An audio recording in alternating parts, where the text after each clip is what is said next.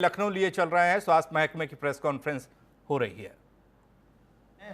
Infrared thermometers भी उपलब्ध हैं और जो हमारी त्रिस्तरीय चिकित्सा की व्यवस्था है L1, L2, L3 की, उसके अनुसार उसको हम लगातार स्ट्रेंथन कर रहे हैं। लगातार उसमें हम कैपेसिटी को ऑगमेंट कर रहे हैं और उसकी जो व्यवस्थाएं हैं उस पर निरंतर स्थानीय स्तर से भी और मुख्यालय स्तर से लगातार उस पर निगाह रखी जा रही है।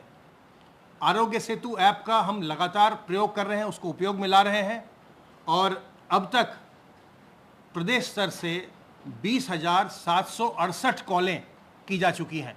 जो हमारा कंट्रोल रूम है जिसका हेल्पलाइन नंबर 1800-180-5145 है, उसी कंट्रोल रूम से हम लगातार लोगों को जिन्हें आरोग्य सेतु में अलर्ट जनरेट हो रहे हैं उनको हम फ़ोन कर रहे हैं, उनका हालचाल पूछ रहे हैं, जो उनसे फीडबैक मिल रहा है उस पर उनको हम सलाह दे रहे हैं। अभी तक जो फीडबैक आया उसके अनुसार 50 लोग कोविड पॉजिटिव इस समय अस्पतालों में उनकी चिकित्सा की जा रही है। 23 लोग 23 अब तक इससे रिकवर कर चुके हैं, उनको संक्रमण हुआ था वो रिकवर हो चुके हैं और 181 लोग इनमें से जो आरोग्य सेतु ऐप ने अलर्ट जनरेट किया वो लोग अभी क्वारंटाइन में हैं। बाकी अधिकांश लोगों की स्थिति ठीक है। एक जो महत्वपूर्ण बात है कि जो माइग्रेंट्स प्रदेश में आ रहे हैं लगातार और बड़ी भारी संख्या में माइग्रेंट्स लगातार आ रहे हैं, उनमें इन्फेक्शन भी काफ़ी देखने को मिल रहा है और हम इसके लिए दो प्रकार के कार्य करते हैं। एक तो जो भी माइग्रेंट्स आ रहे हैं उनकी स्क्रीनिंग सबसे पहले जनपद में शेल्टर होम पर होती है।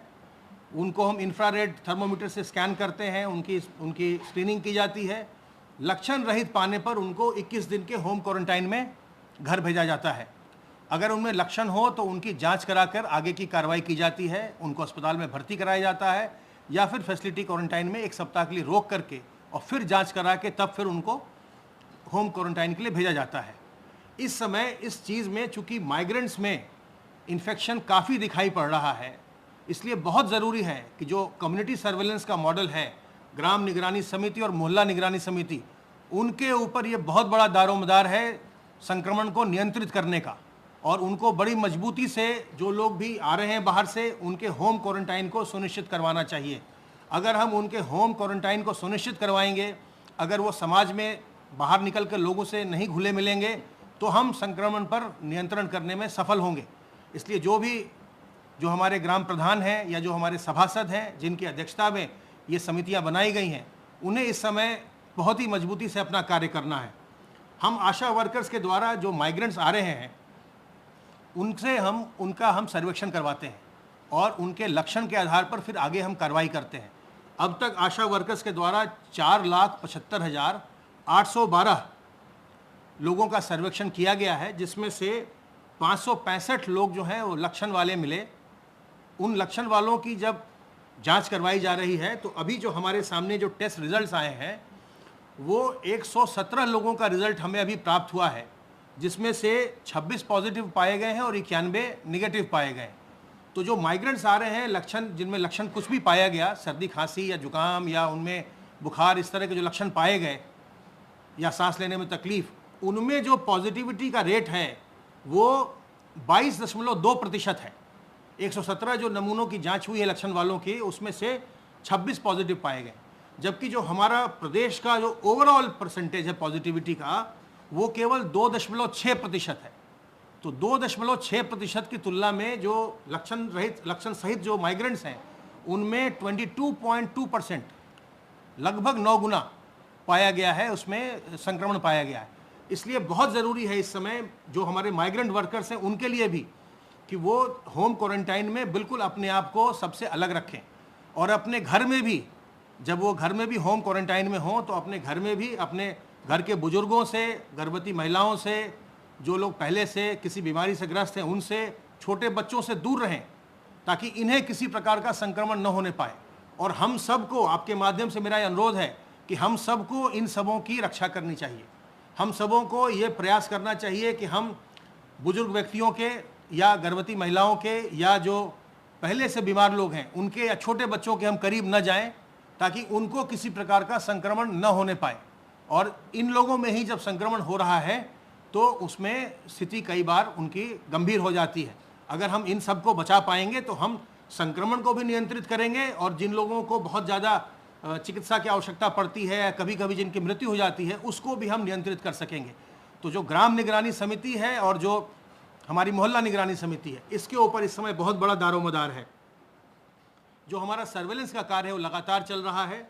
अब तक 81,691 टीम दिवस में हम लोगों ने 66,25,577 घरों का सर्वेक्षण करवा लिया है, जिसमें कुल मिलाकर के 3,30,97,485 लोगों का सर्वेक्षण हुआ है प्रदेश में, और जिसमें लक्षण आदि पाए जाने पर आगे टेस्टिंग की और उनके चिकित्सा इत्यादि की कार्रवाई की जाती है। अंत में आपके माध्यम से फिर से मैं ये अनुरोध करना चाहूँगा कि वर्तमान में कोरोना वायरस के संक्रमण की कोई वैक्सीन नहीं है, न ही इसकी कोई बहुत अच्छी दवा है।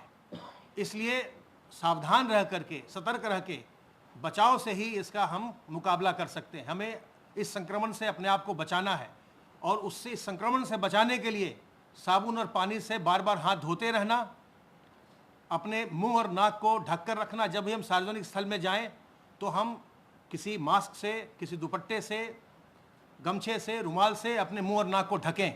और ये जो है मुंह और नाक को सार्वजनिक स्थल में ढकना, ये कानूनन भी अनिवार्य कर दिया गया है। जो लोग इसको नहीं ऐसा करेंगे उनको पहली बार और दूसरी बार 100 रुपये का जुर्माना हो सकता है, और तीसरी बार से हर बार 500 रुपये का जुर्माना हो सकता है।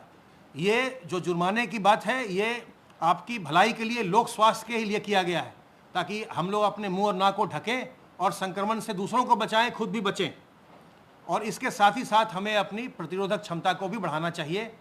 तुलसी और अदरक के काढ़े का सेवन करके, गिलोय का सेवन करके, अजवाइन के अर्क का सेवन करके, नीम की पत्ती का सेवन करके, गर्म पानी का सेवन करके, योग और प्राणायाम करके हमको अपनी जो प्रतिरोधक क्षमता है उसको भी बढ़ाना चाहिए।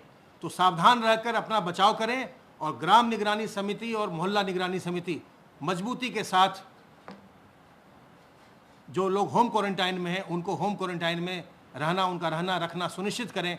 यही इस समय की बहुत बड़ी ज़रूरत है। और जो आज का हाईलाइट मैंने आपको बताया कि माननीय मुख्यमंत्री जी का आदेश है कि हर जिले में संक्रामक रोगों की जांच के लिए एक प्रयोगशाला स्थापित की जाएगी। अब मैं अनुरोध करूंगा अपर मुख्य सचिव गृह से।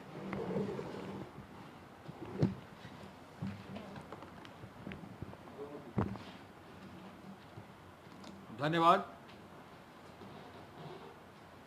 आज माननीय मुख्यमंत्री जी ने टीम 11 की बैठक लोक भवन में आयोजित कर उसकी अध्यक्षता की। माननीय मुख्यमंत्री जी ने आज विशेष रूप से जो अन्य प्रदेशों से कामगार, अन्य प्रदेशों से श्रमिक आ रहे हैं, उनको लाने और उनकी व्यवस्था करने पर निर्देश दिए। उन्होंने कहा कि उत्तर प्रदेश में जो भी ट्रेन लाई जा रही हैं, उनमें ट्रेनों का किराया जो भी रेल विभाग लेता है उसका भुगतान प्रदेश सरकार कर रही है, और उत्तर प्रदेश आने वाली ट्रेनों में कहीं भी किसी भी श्रमिक या कामगार को कोई भुगतान नहीं करना पड़ रहा है।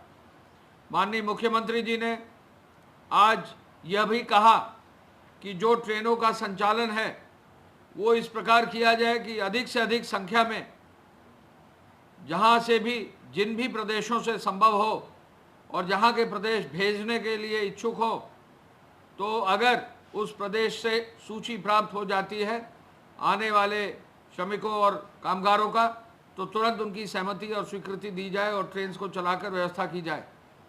मुख्यमंत्री जी ने आदेश दिया है कि जहां एक और महाराष्ट्र, गुजरात, नई दिल्ली, पंजाब, अन्य प्रदेशों से लोग आ रहे हैं, साथ साथ नॉर्थ ईस्ट से, असम से, नॉर्थ ईस्ट के अन्य राज्यों से, पश्चिम बंगाल से और दक्षिण के जो राज्य हैं, तमिलनाडु, कर्नाटक, केरल, आंध्र और तेलंगाना से भी यदि मांग आती है ट्रेन भेजने की, तो उसकी भी पूर्ति की जाए।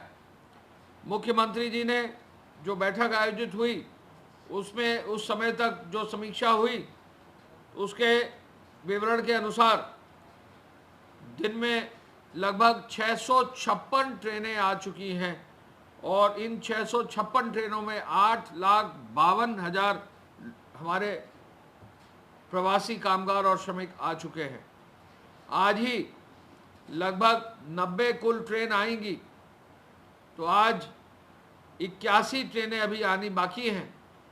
तो आज ही अगर ये 81 ट्रेन हम ले लें और साथ साथ जो स्वीकृति अभी दे रखी है, लगभग 258 ट्रेनों की स्वीकृति दे रखी जो आने वाली हैं या जिनको कल या परसों आना है, तो कुल मिला के 914 ट्रेनों की हम या तो उनको प्रदेश में ला चुके हैं या उनकी स्वीकृति दी गई है और वो रास्ते में है, आज या कल में आने वाली है।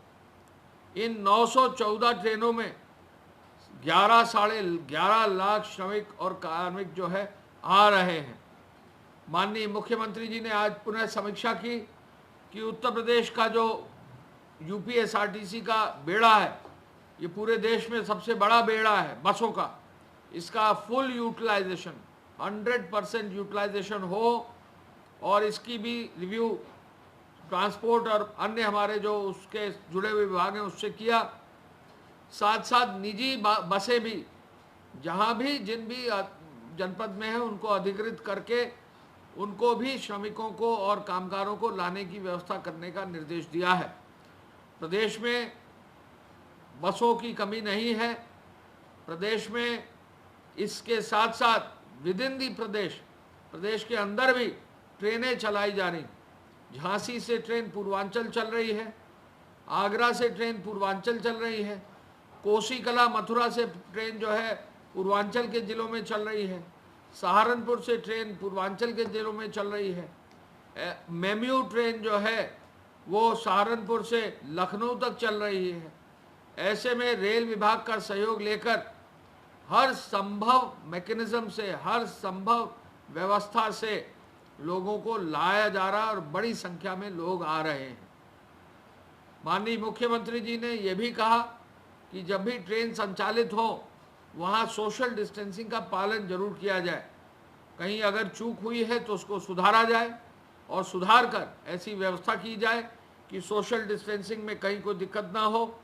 साथ साथ उन्होंने जब ये श्रमिक आ रहे हैं तो क्वारंटाइन सेंटर और क्वारंटाइन सेंटर में कम्युनिटी किचन की भी व्यवस्था के लिए आज पुनः समीक्षा की है।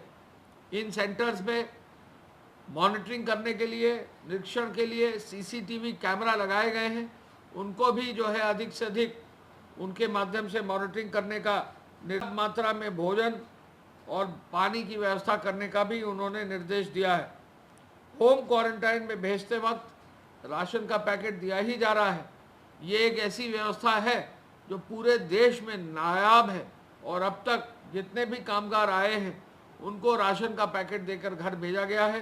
ये बहुत बड़ी जिम्मेदारी, बहुत बड़ा कार्य, बहुत बड़ा जो है एक एफर्ट है जिसको प्रदेश सरकार और प्रदेश सरकार का राजस्व विभाग कर रहा है। मुख्यमंत्री जी का आदेश है कि एक भी व्यक्ति राशन के सामान के साथ हर व्यक्ति घर जाए, कोई भी व्यक्ति, एक भी व्यक्ति छूटने न पाए।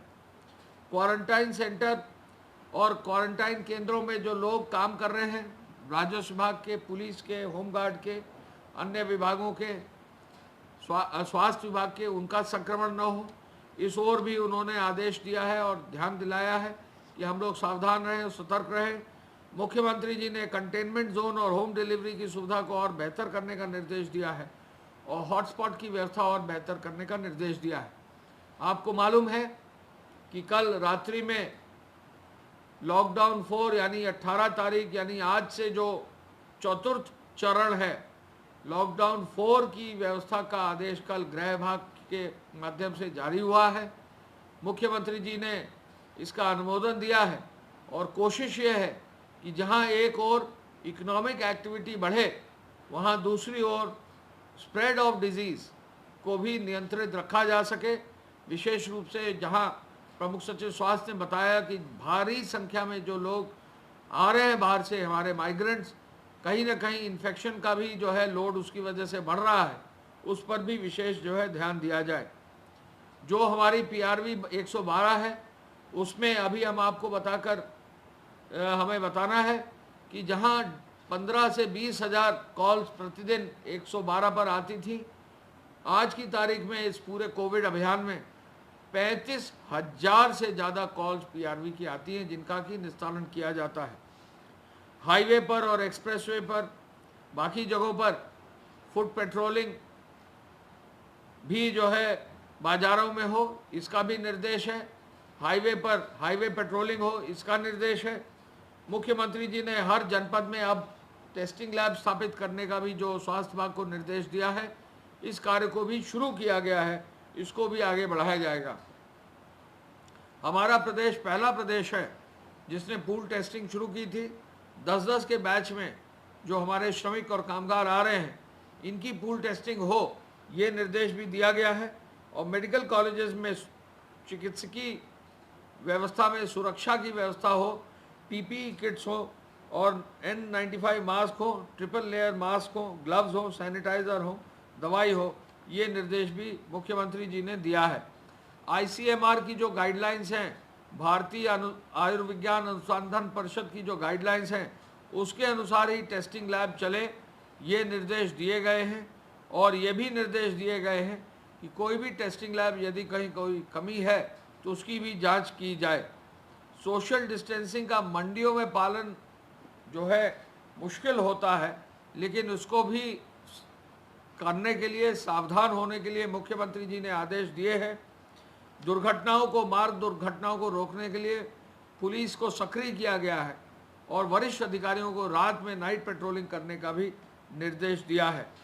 मैं इस अवसर पर यह भी बताना चाहूँगा कि जो ट्रेन आई हैं 666, आज जो है इसमें 10 ट्रेनें आ चुकी हैं। कुल मिलाकर अब 90 ट्रेनें आ जाएंगी और अगर 249 जो ट्रेनें आ रही हैं या आने वाली हैं, उनकी संख्या पूरी जोड़ दी जाए तो लगभग 914 ट्रेनों में 11,80,000 लोग हमारे प्रदेश में आ चुके हैं। हमारे प्रदेश में गुजरात राज्य से 298 ट्रेनें आ चुकी हैं, महाराष्ट्र से 158 ट्रेनें आ चुकी हैं, पंजाब से 114 ट्रेनें आ चुकी हैं, तेलंगाना से 7 आ चुकी हैं, कर्नाटक से 25 आ चुकी हैं, केरल से 7 आ चुकी हैं, आंध्र प्रदेश से 2 आ चुकी हैं, तमिलनाडु से 7 आ चुकी हैं, मध्य प्रदेश से 2 आ चुकी हैं, राजस्थान से 21 आ चुकी हैं, गोवा से 3 और दिल्ली से 16 और छत्तीसगढ़ से 1 ट्रेन आ चुकी है। यानी पूरे देश से जहाँ भी उत्तर प्रदेश के रहने वाले हैं उनको लाने की पूरी व्यवस्था की जा रही है। जो हमारे हॉटस्पॉट्स हैं, चूँकि इस बीच में हॉटस्पॉट्स में जहाँ पर भी श्रमिक आए हैं तो हॉटस्पॉट्स जहाँ पर पॉजिटिव टेस्ट हुए हैं उनको डिक्लेयर करना पड़ा है। तो हॉटस्पॉट जो है 578 अब आज की तारीख में हैं, जिनमें कि लगभग 7,28,000 मकान हैं और लगभग 42 लाख लोग इन हॉटस्पॉट क्षेत्रों में निवासित हैं। हॉटस्पॉट के लिए जो नई गाइडलाइंस जारी हुई हैं उनमें पुनः इस बात पर बल दिया गया है कि प्रत्येक हॉटस्पॉट में केवल और केवल स्वास्थ्य विभाग का कार्य, सप्लाई विभाग यानी डोर स्टेप डिलीवरी का कार्य, सुरक्षा का कार्य और स्वच्छता का कार्य यानी क्लीनिंग और व्यवस्था का कार्य भी ही होगा। कोई भी और एक्टिविटी हॉटस्पॉट्स में अलाउ नहीं होगी। एपीसी साहब के माध्यम से हालांकि अब दुकानें खुल रही हैं धीरे धीरे करके, लेकिन डोर स्टेप डिलीवरी यथावत रखने का निर्णय लिया है, दूध के वितरण का यथावत निर्णय लिया गया है, लेकिन कुछ नई चीज़ें जो है खोलने की अनुमति है, जैसे मिठाई की दुकान। लेकिन मिठाई की दुकान यदि खुलती है तो उसमें बैठकर खाने की व्यवस्था नहीं होगी, मिठाई खरीद कर लोग जा सकते हैं। इसी प्रकार जो है प्रिंटिंग प्रेस, ड्राई क्लीनर्स, इनको भी निर्देश दिया गया है कि ये खोल सकते हैं। ग्रामीण क्षेत्र में जहाँ कंटेनमेंट जोन नहीं है वहाँ दुकानें खुलेंगी, छोटे कस्बों में दुकानें खुलेंगी, लेकिन शहरी क्षेत्रों में व्यापार मंडल के साथ जिलाधिकारी और जिला प्रशासन संवाद बनाकर कहाँ दुकानें कब कब खुलेंगी, ये निर्देश कल दिए गए हैं। मैं ये बताकर मुझे खुशी है कि गेहूं क्रय में अब 225 लाख क्विंटल गेहूं का क्रय हो चुका है और साथ साथ जो है आज की तारीख में राशन कार्ड वितरण पर भी काफ़ी तेज़ी से कार्य। एसीएस होम अवनीश अवस्थी को आप सुन रहे थे, तमाम जानकारियां दे रहे थे किस तरह से लॉकडाउन 4 में नई गाइडलाइन यूपी के लिए क्या कुछ होंगी, उसकी जानकारी भी दी जा रही थी। 81 ट्रेन अभी तक आने बाकी है। 8,52,000 प्रवासी मजदूर जो हैं वो आ चुके हैं।